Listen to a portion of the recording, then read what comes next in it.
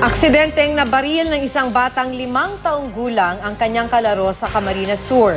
Nagtamo ng mahigit 50 tama ng bulitas ang 13 taong gulang na biktima. Iniimbestigahan ngayon ang ama ng biktima na may-ari umano ng napaglaro ang sumpak. Makibalita tayo kay Charissa Pagtalunan ng GMA Bicol.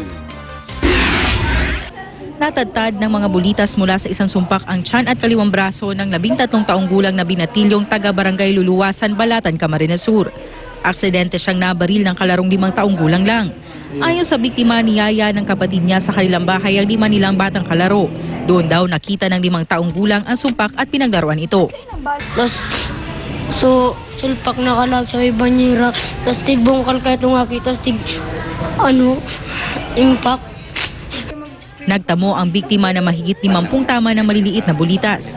Patuloy siya ngayong ginagamot. Maging ang nagpaputok ng sumpak, tinamaan din at ginagamot sa ospital.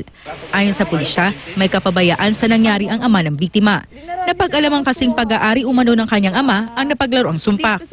Siya pang piga-identify tapos na kami duman sa crime scene si Badil, kaya na-arrestan mo pa ng tao, papailan min po ng kaso.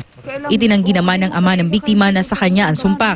Ipinatago lang daw ito sa kanya pero hindi naman niya tinukoy kung sino may-ari. Kibok, bilin lang. Kaya sabi niya, balikan na daw niya.